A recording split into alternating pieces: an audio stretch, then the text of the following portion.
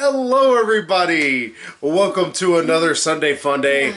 And as we have said before, or said previously, we were going to see The Gentleman. When the lion's hungry, he eats. His name is Fahak, but spelled with a PH, so it sounds like Fahak. Please! Kanda Fahak. Please! And I will say, I've actually been looking forward to this movie for a while, but because of the flux that is STX and their distribution method, gotta love them.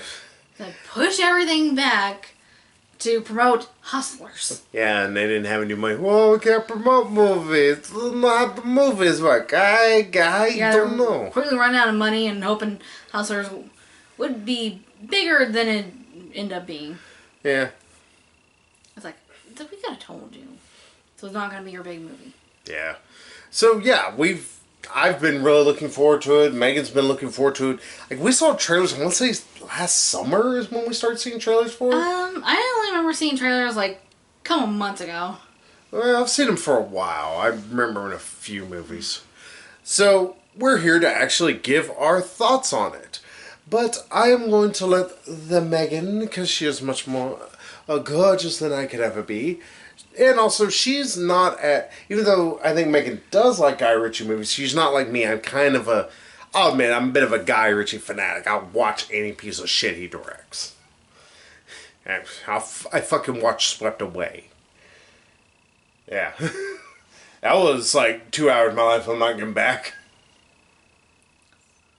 Swept Away? That was whenever he was still married to Madonna. Yeah. And it was like the last that full one? movie. Yeah, it was the... Yeah, the guy beats the piss out of her the entire time. Yeah, it's like a remake of an Italian film or something.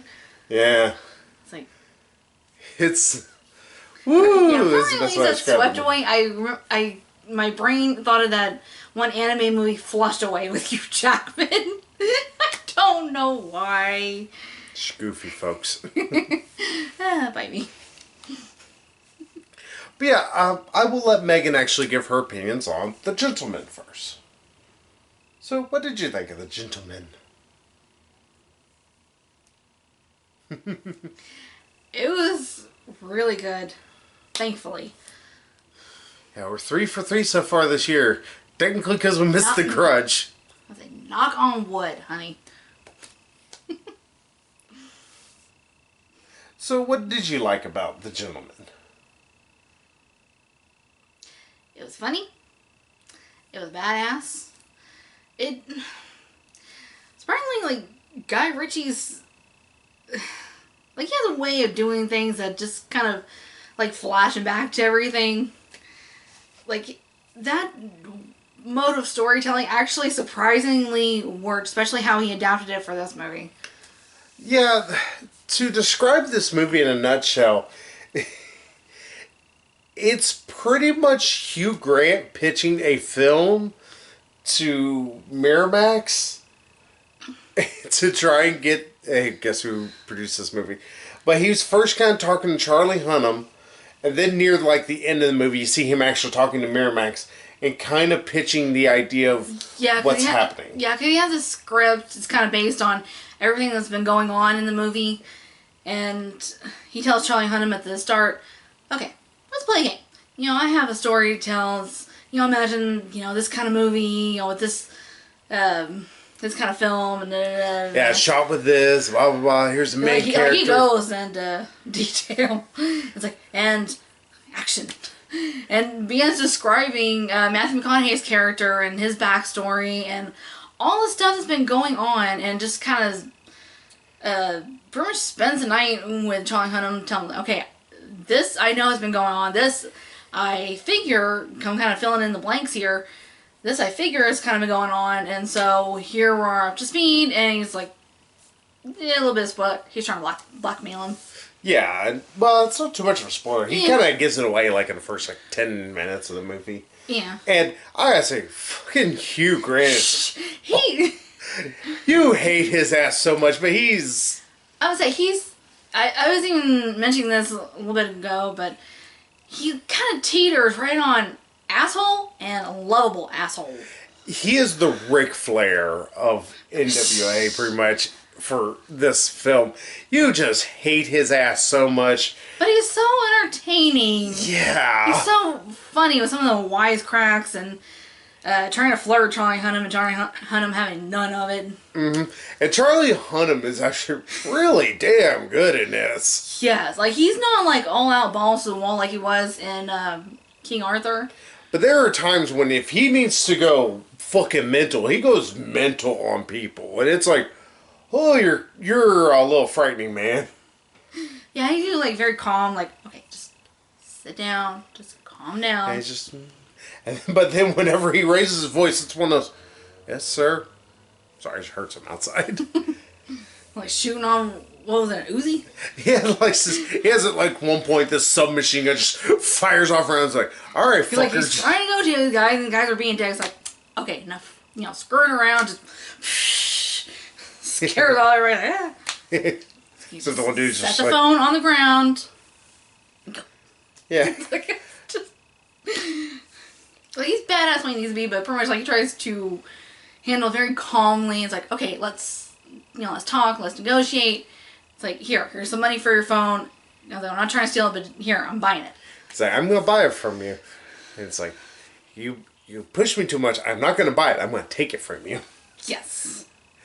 And much like many other Guy Ritchie movies, there is elements. This is a crime movie. Is a nice way to put it. It's kind of almost like a British Goodfellas in a way. I'll say it's like a modern day gangster movie. Yeah, and goddamn, am I happy to see gangster movies that are done really well again. Like the last really good gangster movie I remember watching, ironically enough, was Gangster Squad. And even then, Gangster Squad kind of teetering on the edge of being really goofy at times. And Gangster Squad was not supposed to be as goofy as it was. Here, when it's need to be goofy, it's actually goofy. But whenever it needs to be serious, or you need to have a character that they need to be an utter badass, they need to really set the tone of being just as, oh, don't fuck with this guy. They get it done. And there's kind of like little parts where, nice way to put it is they kind of like, oh, well, here's how this is going. Well, no, here's actually how it went. Technically a way to kind of lengthen the movie, not too artificially, though, because it does set precedence for how these characters' demeanors are, especially Matthew McConaughey, which we're kind of missing the good old, all right. Yeah, he is just, even without really even saying a word, is just badass in this film. He just has this air of a guy who just seems like you don't want to fuck with me. Yeah, he has constant don't fuck with me right now. I will not fuck with you if you don't fuck with me. Yeah. But whenever he does have to go over the top and be, pretty much a crime boss, he's a hell of a crime boss. He's threatening. He's actually really intimidating. I would say he's really menacing, but also he's smart about it. Yeah, and that's the other thing. And not only that, but he's kind of the main character. And here's the thing, even though he's a crime boss, he's not a psychopath is the best way to put it. Yeah, and also he's just like, wants to get out of the game. He's like, wanting to retire and spend more time with his wife and just kind of, chill. Yeah. And if there can be technically a weak point, I think, might be technically the wife's character. It's not that she's bad. She's good. Just, I think they wanted her to be as almost badass as him. Like, pretty much like he's the king of the jungle and she is his queen. Yeah. And there's some moments where she does get to shine, but they feel almost a little too spread out. It's like, I would like to see just a little bit more of her, I mean, it's kind of understandable. It's supposed to be focusing on Matthew McConaughey and Charlie Hunnam. It's like, it's not all about Matthew McConaughey and his wife. Though, not saying I need a sequel for this film, but I would love to see their courtship on how Matthew McConaughey and her ended up getting together. It's like, Guy Ritchie, go ahead and direct that romantic comedy crime movie. I want to see it. I'm fine with this. Yeah, pretty much like these two, they're both really smart. And yeah, they're both criminals, but they're both really smart about it and they're badass when they need to be. Yeah. I think the wife, kind of especially, she's a little bit more willing to, like, okay, don't fuck with me, or I'll shoot you in the dick. Yeah. Ironically enough, somebody does get shot in the dick. Yeah, and kind of like, oh, sorry, kind of fake out kind of scene, but it's actually kind of funny. It's like, ooh. Yeah. It's like, even I'm one scene, something, it's like, oh, hope you want kids. If there is any negative that technically can be said, like I said, it somewhat deals with the wife. And also there is, like one scene technically, and Meg and me both are kind of agreement down here. At one point, this guy is trying to pretty much muscle in on Matthew McConaughey's his whole thing. We're not going to give away who it is or anything like that, but he seems like he's trying to just kidnap her. But after she kills his two henchmen, in an actually pretty badass sequence. Yeah, and unfortunately he runs out of bullets in his gun, and he knows it. He goes after her, he attacks her. Seems like he's going to, like, kill her or torture her or something. And instead... He begins to seem like he's about to rape her. And like, I would say he tries to rape her. It's like, okay, why do we have to take it in that direction? Like, there was no indication that's part of his character. Yeah, and we get that this guy's... He's an asshole. He's a bit of a sadistic asshole, but not quite... I don't know, maybe he just doesn't, like, quite profile... I mean, no, we're not... professional profile, mind you, but it's like, I think we know enough about psychology. It's like, yeah, he just doesn't really seem the sort of like, I haven't really, like, set that foundation for that. I think it also just doesn't really help that the scene, like, up till then, it's like, oh, well, this is going to happen. It would have been one thing if he'd, like, punched her or something, and just kind of, like, gave her, like, a really good shiner or something like that, you know? And maybe he's then going to kidnap her, because otherwise it seems weird that he... brought these two guys, like, was that just his thing? He was just going to gang rape her? I would say it's more just, like, the scene exists just to have Matthew McConaughey pissed off at this one guy who's behind it all. Yeah. And then it's like, okay, I'm not emotional about the money, but don't fuck with my wife. It's like, someone laid hands on my wife, and I'm not okay with that. And not saying that, rape... I mean... Yeah, it's understandable. But... Yeah, not saying that rape is not something that, shouldn't be in film or anything like that. I Spit on Your Grave, even though that has a very fucking brutal and almost hard to watch rape sequence. Yeah. It's damn near 10 minutes long.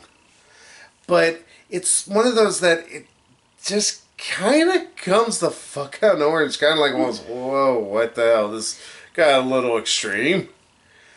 Yeah, I mean... rape or attempted rape can serve a purpose story-wise, but first of all, it didn't really serve much of a purpose except to piss off Matthew McConaughey.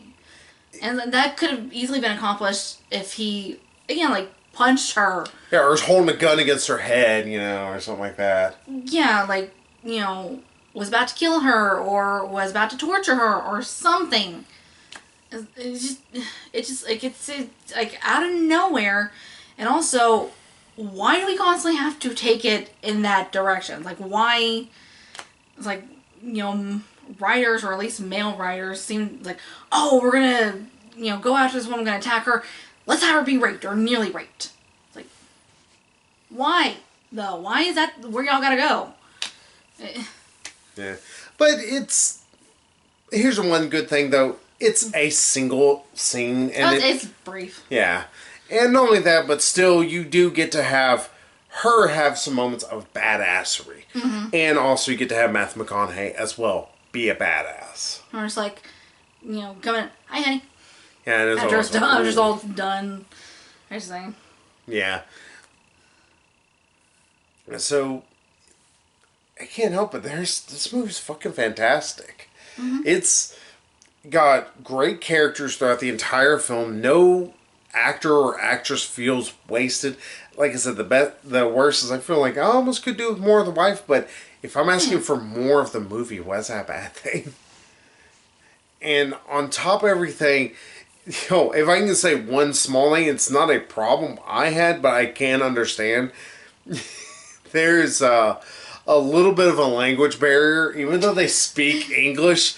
It's very like blokey bloke kind of like, what? There's a lot of Cockney and... Subtitles, if you please. Yeah, because there's times when I'm like, oh, fuck, they're saying there's a lot of English here.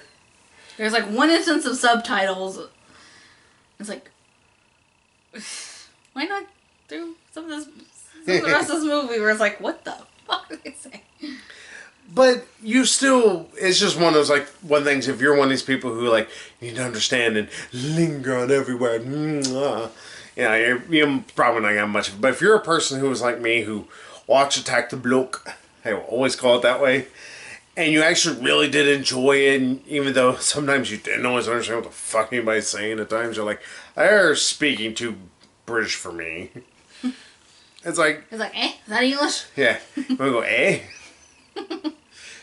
But, yeah, you actually... At the very least, sorry to interrupt you.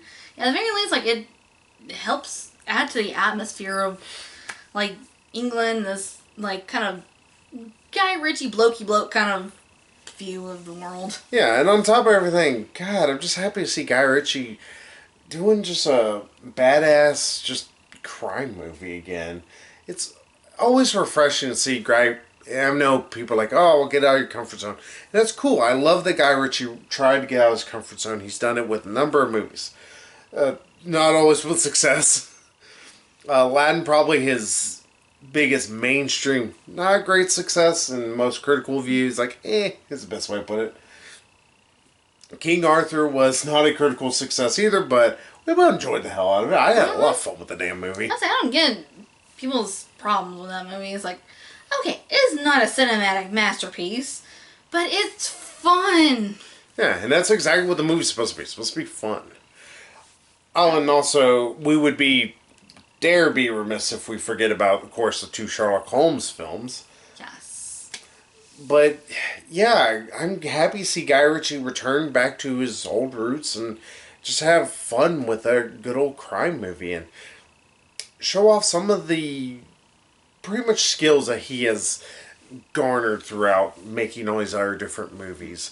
And also I'm happy to see that his writing can almost veer in the area of being a little pretentious at times. Like, there's a constant use of these characters speaking almost in metaphors or in similes. In innuendos. Yeah. And I know some people might be like, oh, it's just trying to be highbrow. It's like, Guy Ritchie does it just because that's how Guy Ritchie, I think, likes to talk. But here, it never feels forced, as opposed to, like, in Revolver, where sometimes it really does feel a little forced. Also, Revolver is kind of lost in its own ideas. I love Revolver, but it's a mess of a movie. So, God, I'm so happy to see another movie like this from Guy Ritchie. It's so awesome. I just love it. I can't help it. Yeah, another part I just remembered.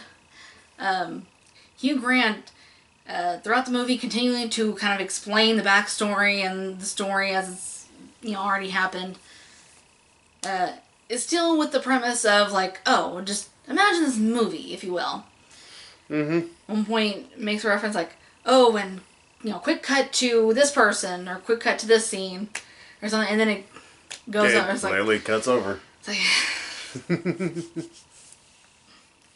And it's just, damn it, this movie actually works. It really does work. It's fun, but it's, not quite over the top as, like, King Arthur, but it's still fun, and it's still entertaining, and... It feels like I said, it feels like a Goodfellas movie, and the fact that it's not so over the top to where you're like, okay, that's almost silly. But there always feels like there's a reality, and this movie is just right on that periphery of being reality. You ain't gonna have these, like, Goodfellas or Casino or, these kind of gangster type movies with, like, this Guy Ritchie modern twist. Yeah. In London. Mm-hmm. Yeah, in London and all about pot. Yeah. Like, there's all kinds of, like, cannabis imagery popping up. Oh, there's a lot of cannabis in the movie. Well, yeah, that too. But, like, that one apartment they go to get the one girl. Mm-hmm. If you notice, like, on the curtains, there's a thing of like pot leaves. Mm-hmm. It's like it just pops up everywhere, which I don't mind. It's like better marijuana than some of the other harder drugs. Yeah, and in fact, they even kind of talk shit about cocaine and heroin. Yeah, I'm saying it's like pretty much. Marijuana doesn't kill people. It's like pretty much victimless. Mm-hmm. Whereas heroin and crack, it's like all these harder drugs. Like, yes, you do kill people with your drug, and you are kind of a participant rather than just facilitating people's habits. Yeah. So, what would you give this as a final score? Totally a 1. It had like minor issues that hold me back from giving complete 10. But damn, I was like, this movie was awesome. Like, this is a good movie. Go see it, y'all. I give it a 9. I'm biased. I fully admit. I just really like Guy Ritchie movies. Really fucking you, I can't help it. It's a 10. It's one of the best movies that I have seen come from Guy Ritchie in a while. Even though I have always rather enjoyed it. Like, the worst was Aladdin, where I was like, about it. I was like, there's still some Guy Ritchie moments. Like, you still get some of that awkward dialogue in Aladdin that people are like, oh, why is it this way? Because it's fucking Guy Ritchie, that's why. That, like, kind of, like, awkward way how, like, the genie would flirt with the handmaid, and also when Prince Ali came in and was talking about jams and shit like that. That's Guy Ritchie right there. I was like, that's Guy Ritchie all over the screen right now. Watching him jizzing. Yeah, to me, Guy Ritchie's trademark is kind of flashing back to earlier points in the story. Then also the blokey bloke kind of stuff sometimes. Yeah. I love Guy Ritchie. He's such a soccer hooligan.